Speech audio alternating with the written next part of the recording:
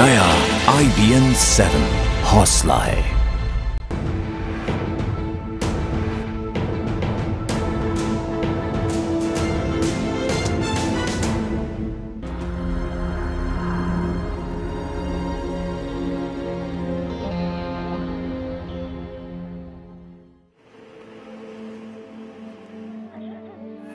कुदरत के कहर से करहा रहा है कश्मीर। कहीं भारी बरसात तो कहीं बर्फबारी का तांडव। बहुत सारे लोगों को अभी तक कोई भी जो रिलीफ नहीं मिली है। उफन रही है दरिया, फट रही है जमीन, ढह रहे हैं पहाड़, खून के आंसू रो रहा है इंसान। अभी भी बारिशें बहुत तेज हो रही हैं तो लोग बहुत खौफ में हैं। 7 महीने में दूसरी बार कुदरत के क्रोध से मचा हाहाकार। जन्नत पर बार बार क्यों टूट रहा है कुदरत का कहर? ये प्रकृति का प्रतिशोध है या इंसान का बनाया मौत का जाल? स्वर्ग में जल प्रलय से क्यों कांप रहे हैं पहाड़? इतनी खौफनाक क्यों तस्वीर है? क्या यही कश्मीर है? नमस्कार, मैं हूं रुचा अनरू। तो स्पेशल रिपोर्ट में आज हम कश्मीर की बाढ़ पर उठा रहे हैं एक बड़ा सवाल। सवाल यह है कि जिसे जमीन पर जन्नत कहा जाता है उसे जहन्नुम किसने बना दिया? ऐसा क्या हुआ जो महज 3 दिन की बारिश में ही कश्मीर में कोहराम मच जाता है? जवाब में सामने आती है कुदरत की अनदेखी, पर्यावरण की चिंता को नजरअंदाज करने की एक खौफनाक तस्वीर। कुदरत इसका बदला कैसे ले रही है ये हम दिखाएंगे, लेकिन पहले देखते हैं कश्मीर पर आई आफत ने कैसे महज 3 दिन में खौफनाक तस्वीर में बदल दिया है कश्मीर को।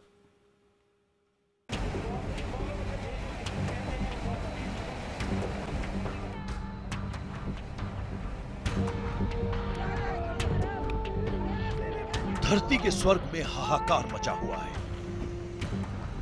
कुदरत के कहर ने महज 7 महीने के अंदर दूसरी बार कश्मीर को तबाही की कगार पर ले जाकर खड़ा कर दिया है। खुशखबरी बस इतनी है कि पानी अब उतरने लगा है और तबाही के बीच बेहतरी की हल्की उम्मीद भी अंगड़ाई लेने लगी है।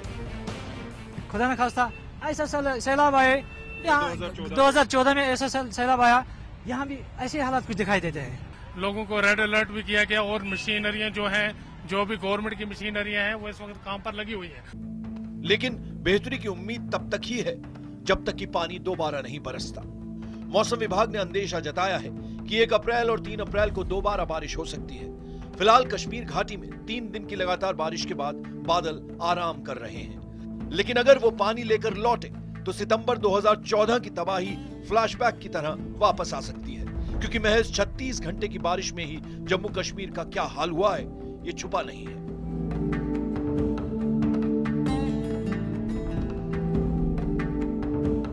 घाटी में 1957 के भयंकर सैलाब की तबाही देख चुके बुजुर्गों का मानना है कि महज 3 दिन में जिस तेजी से तबाही हुई है वो 20 साल से पहले नहीं देखी गई। हालांकि 7 महीने पहले सितंबर 2014 की बाढ़ इससे कहीं ज्यादा भयंकर थी, लेकिन ताज्जुब इस पर है कि इस बार बहुत तेजी से बाढ़ के पानी ने घाटी के बहुत बड़े इलाके को अपनी जद में ले लिया और 3 ही दिन में ऐसी तबाही हुई जिसकी आशंका शायद किसी को नहीं थी।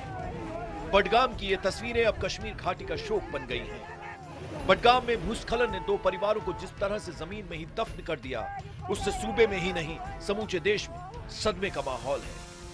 आने वाले कुछ दिनों में मौसम विभाग का यही कहना है कि ऐसे ही बर्फबारी जो है पहाड़ी इलाकों में घाटी के जारी रह सकती है और जो मैदानी इलाके हैं, मैदानी इलाकों में बारिश रुक रुक कर हो सकती है।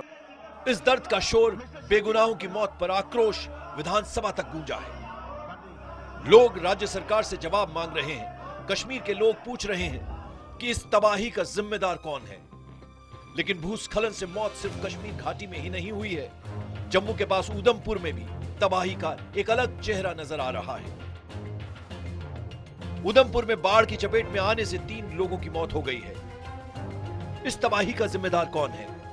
हम इस वक्त उधमपुर के खैरी इलाके में हैं। यहाँ पर आप देख सकते हैं ये कल रात से यहाँ पर हैवी लैंडस्लाइड हुआ था, उसके बाद जम्मू श्रीनगर जो मार्ग है यहाँ से बंद हो गया था। ये आप देख सकते हैं ये वो पूरा पहाड़ है जो नीचे की तरफ आ रहा है, और मैं कैमरामैन से कहूँगा नीचे की ओर दिखाएंगे। इधर ये पूरा नीचे की ओर चला, आप देख सकते हैं ये नीचे मकान है, इनको खाली करा दिया गया है, जबकि बीच वो एक मलबे में एक ट्रक अभी भी पड़ा हुआ है जो इस मलबे के साथ बहकर नीचे चला गया था। हालांकि अब जम्मू श्रीनगर हाईवे एक तरफ से खोल दिया गया है, लेकिन जम्मू कश्मीर में आई बाढ़ की असली तस्वीर यही है। यहां पर पानी तेजी से आया और बड़ी तेजी से पीछे तबाही के निशान छोड़ गया है। राजधानी श्रीनगर पर भी सैलाब का जबरदस्त असर पड़ा है। बादशाही बाग श्रीनगर, यहां भी सवाल यही है कि इस तबाही का जिम्मेदार कौन है। ये 2014 में भी ब्रीच हो गया था तबाकुन सैलाब में। उसके बाद इसकी फिलिंग तो की गई थी, लेकिन फिलिंग उतनी मजबूती से नहीं की गई कि ये खिसकती नहीं। पानी थोड़ा सा आ गया मॉर्निंग में ज़्यादा, तो उसकी वजह से यहाँ पे ज़मीन खिसक गई है। फिर से ये मिट्टी जो है ये पुख्ता तरीके से नहीं डाली गई थी, मिट्टी निकल आई है। जी हाँ, कश्मीर की खूबसूरत तस्वीर के खौफनाक तस्वीर में बदल जाने से ऐसे कई सवाल अब सामने हैं, और घाटी से लेकर जम्मू तक की ये तस्वीरें चीख चीख कर पूछ रही हैं सवाल, इस तबाही का जिम्मेदार कौन है। उधमपुर से पवन शर्मा और श्रीनगर से रिफत जावेद के साथ नसीर अहमद, IBN 7। कश्मीर की तबाही का जिम्मेदार कौन है? जरा सी बारिश से ही कश्मीर घाटी में बार बार बाढ़ जैसे हालात क्यों बन जाते हैं? जानकारों की माने तो इसके पीछे की जितनी बड़ी वजह बेमौसम की बरसात है, उतनी ही बड़ी वजह इंसान का लालच भी है। इंसानी लालच का सबूत कश्मीर के सबसे खूबसूरत शहर राजधानी श्रीनगर में भी दिखाई देता है। ये रिपोर्ट देखने के बाद शायद आप भी यही सोचेंगे कि क्या कश्मीर में आई आफत प्रकृति का प्रतिशोध है? कितनी खूबसूरत ये तस्वीर है, मौसम बेमिसाल बेनज़ीर है, ये कश्मीर है, ये कश्मीर है। बहुत खूबसूरत है कश्मीर। इसे जन्नत यूं ही नहीं कहते, यूं ही किसी शायर ने नहीं लिखा कि कितनी खूबसूरत ये तस्वीर है, ये कश्मीर है। और ये देखिए, ये भी उसी कश्मीर की तस्वीरें हैं।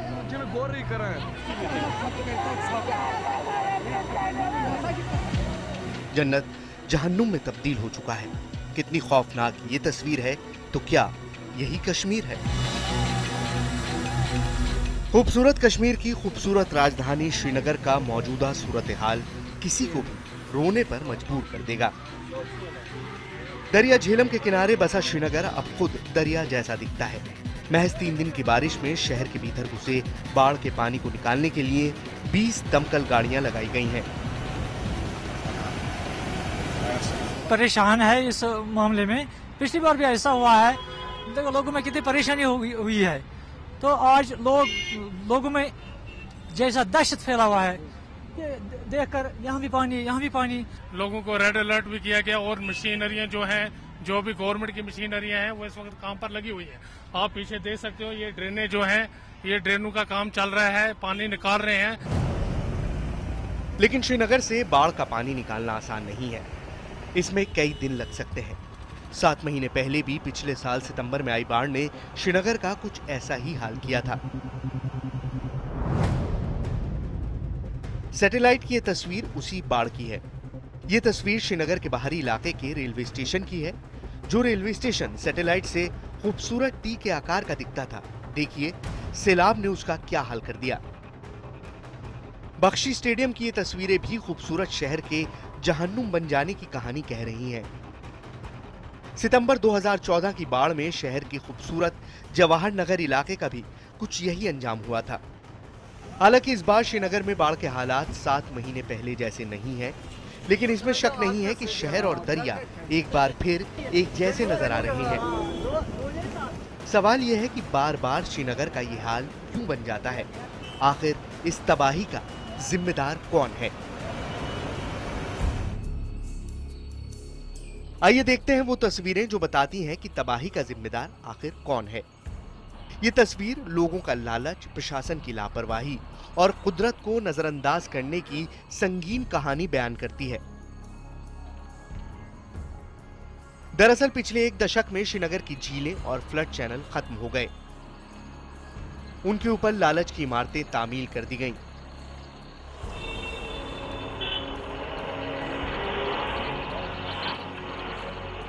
न सिर्फ रिहायशी घर बने बल्कि सरकारी इमारतें भी खड़ी हो गईं। जहां कभी धान की खेती होती थी, आज वहां घर हैं। जहां छोटे छोटे नाले थे, वहां कंक्रीट की दीवारें हैं। नतीजा ये हुआ कि पानी निकलने के सभी रास्ते बंद हो गए।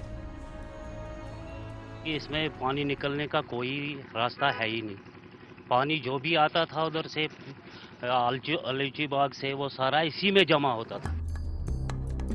दरअसल कश्मीर घाटी सूख चुकी प्राचीन झील की तलहटी में बसी है। पीर पंजाल पहाड़ियों से शुरू होने वाला ये इलाका 140 किलोमीटर लंबा और करीब 35 किलोमीटर चौड़ा है। कटोरे के आकार की इसी घाटी के बीचों बीच बसा है श्रीनगर। अगल बगल ऊंची पहाड़ियां हैं। एक तरफ दरिया झेलम है, दूसरी तरफ झील है। कटोरे में बसे श्रीनगर की इसी स्थिति का ख्याल रखते हुए अतीत में कश्मीर के राजाओं और अंग्रेजों ने शहर के चारों तरफ नाले, फ्लड चैनल बनवाए थे। लेकिन आज के दौर में पुराने वक्त की ये दूरंदेशी लालच की भेंट चढ़ गई। श्रीनगर सिटी में न सिर्फ कुदरत से खिलवाड़ किया जा रहा है, बल्कि जम्मू कश्मीर हाई कोर्ट के आदेश का भी उल्लंघन हो रहा है। खुद सरकार की कई दर्जन बहुमंजिला इमारतें वहां बनाई गई हैं, जहां फ्लड चैनल के मुहाने हैं, पानी के सोते हैं। मेडिकल कॉलेज, अस्पताल, हैबिटेट सेंटर, हज हाउस ही नहीं, यहाँ पर 200 बेड वाला मैटरनिटी हॉस्पिटल भी बन रहा है। इसलिए हम गार्ड अपना लोअर नहीं करना चाहते हैं। लोगों से गुजारिश है कि वो लो लाइंग एरिया से निकले, एवलांच प्रोन एरिया से निकले और सेफ्टी की तरफ जाएं, जहां हमने शेल्टर्स प्रोवाइड किए हैं। खुद सरकार का मानना है कि श्रीनगर की खराब टाउन प्लानिंग और अतिक्रमण ने ही इस खूबसूरत शहर को बदसूरत बना दिया।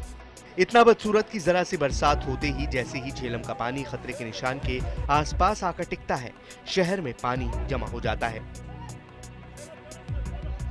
खुद श्रीनगर डेवलपमेंट अथॉरिटी का ऑफिस उस जगह पे बना हुआ है जहां पर अगर एक गिलास पानी डाला जाए तो ये बहुमंजिला इमारत पानी में डूब जाती है। और ये बहुमंजिला इमारत श्रीनगर डेवलपमेंट अथॉरिटी की उस जगह बनी है जो कि फ्लड चैनल के मुंह पे है। कैमरामैन नवाज के साथ नसीर अहमद, IBN 7 श्रीनगर। वक्त है एक ब्रेक का, लेकिन आप कहीं जाएगा नहीं, क्योंकि इंसान का लालच किस तरह से मौसम को बदल रहा है, ये कहानी ब्रेक के बाद भी जारी रहेगी। हम आपको दिखाएंगे बेमौसम बारिश की असली वजह और क्यों इस मौसम में हुई बारिश कश्मीर के लिए आफत बन गई।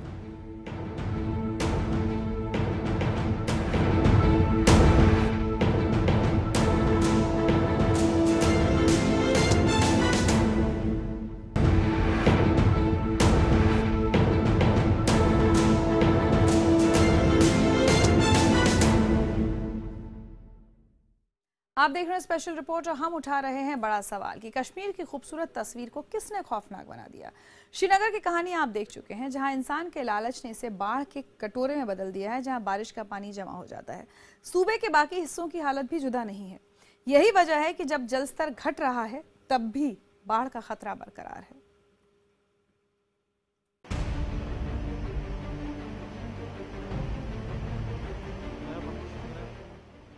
भारी बरसात का कहर सिर्फ श्रीनगर में ही नहीं टूटा है। कश्मीर घाटी और जम्मू के तमाम इलाके बाढ़ की चपेट में हैं। कुदरत के क्रोध का शिकार सिर्फ इंसान ही नहीं हुए हैं, जानवरों को भी नतीजा भुगतना पड़ा है। उधमपुर के धनु गांव में भारी बरसात की वजह से 150 भेड़ों की मौत हो गई।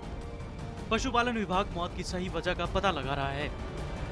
यहाँ से पोस्टमार्टम कुछ किए तो उससे ये पता चला कि जो कोल्ड इंजरी हुई है, जो रात को उस रात जो तूफानी बारिश और उसके साथ जो ओले पड़े और सर्द हवाओं के साथ जो है ये कैजुअलिटीज हो गई हैं। हालांकि बारिश थमने के बाद कश्मीर की तरह जम्मू में भी हालात सुधर रहे हैं।